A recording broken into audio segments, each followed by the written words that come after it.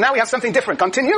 It separates, analyzes, differentiates, carries its procedures of decomposition to the point of necessary and sufficient single unit. Okay, listen, that separates, analyzes, differentiates. Okay, go on. It trains the moving, confused, useless multitudes. That's right, trains the multitudes. Multitudes against this idea of the mass society. Trains the multitudes, of bodies and forces into a multiplicity of individual elements, small separate cells, organic autonomies, genetic identities and continuities, combinatory segments. Okay, very good. So basically what we're having here is a story in which this multitudes, the mass, the collective mass, is differentiated, separated, and put into segments of relationships with one another, put into the division of labor. Let me continue. Discipline makes individuals. Makes individuals. It is the specific technique of a power that regards individuals both as objects and as instruments of its exercise. That is to say, individuals become the goal to constitute individuals to be fit for the division of labor. That's the first thing. And then those individuals become the object, then they act out the division of labor. And they actually reproduce the division of labor. Go on, where are we? It is not a triumphant power, that's sovereign power, which because of its own excess, Damien, can pride itself on its omnipotence. This is not an omnipotent sovereign power, it is a modest, suspicious power, which functions as a calculated but permanent economy. These are humble modalities. In micro-institutions, in micro-contexts, minor procedures, as compared with the majestic rituals of sovereignty of the great apparatus of the state. So basically what he's saying here is that the new disciplinary powers exist in all sorts of nooks and crannies, micro-institutions. They operate innocuously. People don't even recognize that they operate as power. But they do. They're not majestic sovereign power, but they are the surreptitious, insidious micro-powers, as exist in all the institutions that we know of in society. Alright, so let's go on. Alright, so then he's basically saying that this disciplinary power has these three dimensions. First dimension is hierarchical observation. Hierarchical observation. The second is normalizing judgment. Evaluating people according to some norm. And then finally, what is a combination of the two, namely examination. When you examine somebody, you observe them, and you observe them with a view to what extent they conform to a norm. When we grade your essays, we are examining you, we are observing you, and normalizing you. Yes, going on as we speak. Right. So let's start with hierarchical observation. Page 170, 171. The bottom of the page is defined. Last line. Well, we can just, hierarchical observation, under the last two lines, it says, the exercise of discipline presupposes a mechanism that coerces by means of observation. Why don't you continue, Sienna? 170. But last line. The exercise of discipline presupposes a mechanism that coerces by means of observation. Yes. Slower! An apparatus which is techniques that make it possible to see and use effective power, in which, conversely, the means of coercion make those on whom they are applied clearly visible. So the whole point now is to observe individuals. To observe individuals as if that becomes an effect of power, becomes a strategy of power. So let's read, that's interesting, see if you can get this. 172.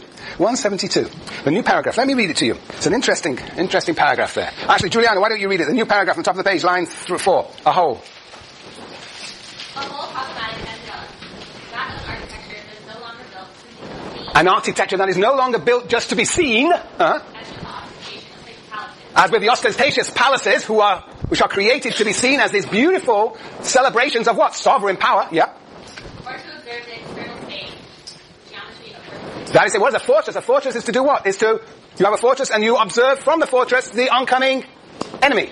Observe outwards. Yes, go on. But permit an internal, articulated, and central control. To render visible those who are inside it. More general terms, an architecture that would operate to transform individuals. To act on those it shelters. To provide a hold on their conduct. To carry the effects of power right to them. To make it possible to know them. To alter them. Stones to make people docile and noble. Old simple schema of confinement and enclosure. Thick walls and heavy gates of and intervention.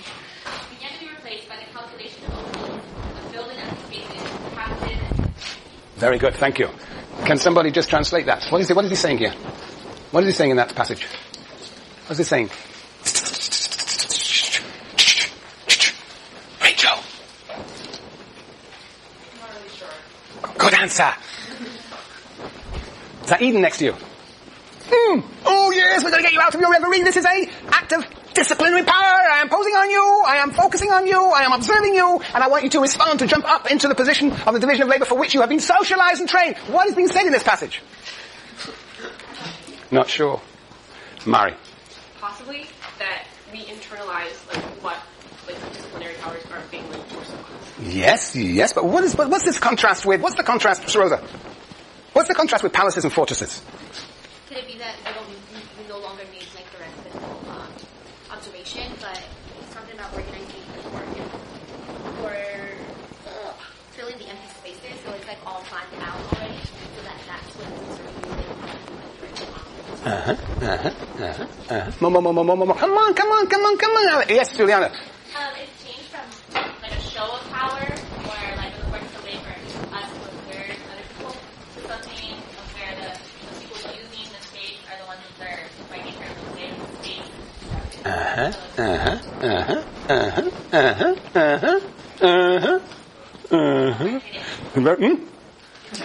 Like the observation and the power is more hidden, it's more subtle. Sienna? He also kind of used, like, walls and stones and things that define people as a way of, like, the idea of punishing the body and by getting rid of things more open. Being able to observe what people are doing at all times by punishing their souls instead of their bodies. Yep. Miriam? I don't know what the word is, but like from the palace to the hospital, like the direction is completely changed. Like for the palace, it's those who are oppressed who are like looking at these side power, whereas with the hospital, it's those who are in power who are looking at the oppressed. Very good. You're all exactly right. So, here's the palace. Okay? And here is Conrad. And he is all in awe at the beauty and magnificence of the palace. It's like the Mormon temple in Oakland, right? It's magnificent. You can see it from all around. You're in awe of it, right? Or perhaps it's a fortress in which it's Jason who's looking at the oncoming enemy, Conrad. So, either it's in awe of the power of the palace, or it is the fortress gazing out.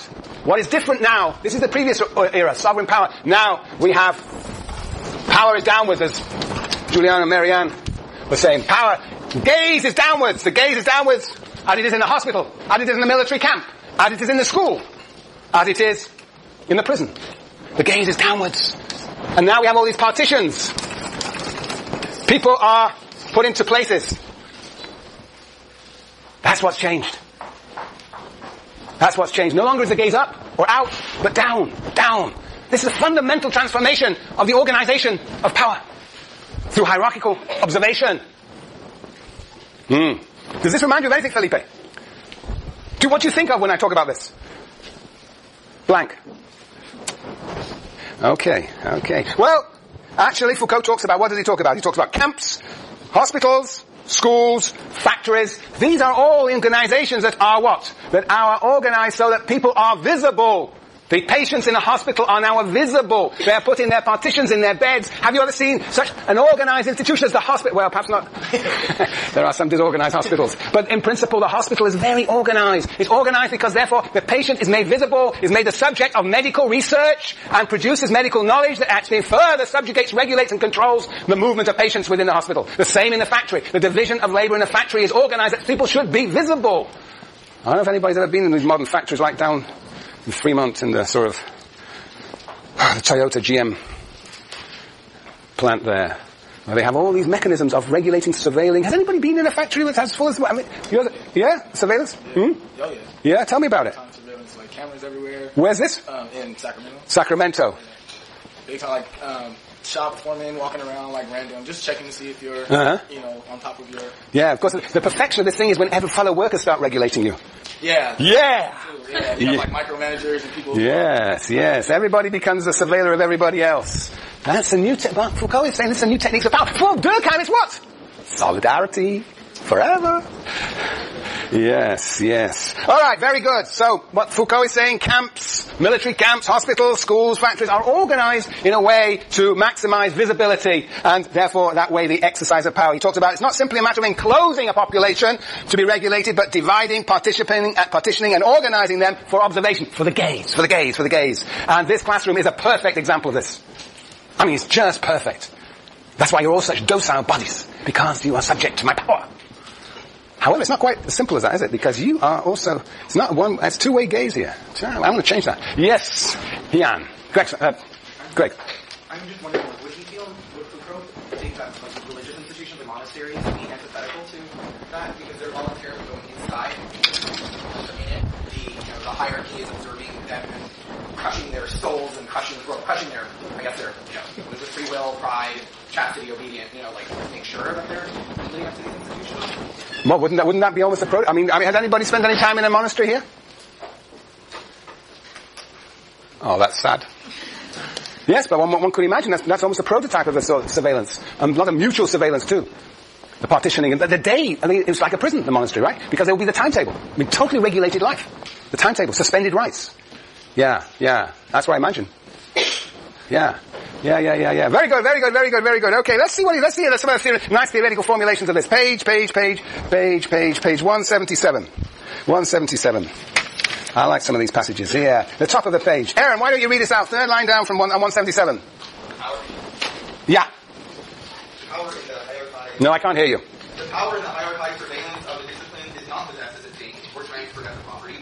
It functions like a piece of machinery. It functions like a piece of machinery. Power is not possessed, it is exercised. It doesn't matter who is standing here. It's a machine. And no matter who is standing here, you will be as docile and as attentive as with me. Perhaps more so. But the point is that it's in the constitution of the architecture of this room that operates like a machine. It doesn't matter who inhabits your seat or who inhabits this little platform. The power will be exercised in the same way. I don't possess it. I exercise it, Simeon.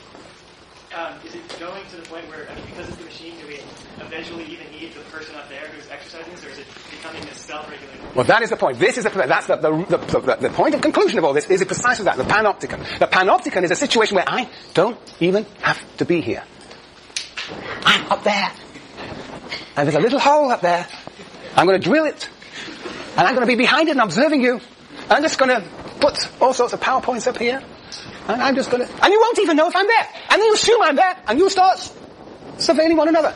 You won't even know whether I'm there. I could just be there or not there. But in this situation, this is not a perfect situation. Because I have to be here and you're observing me. The perfection of disciplinary power is when the observer is invisible. And the only visible people are the subjects. Yes.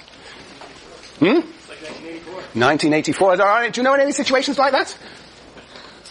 Yes. Streetlights. Yeah, have a camera line so you won't mind the red light. Aha.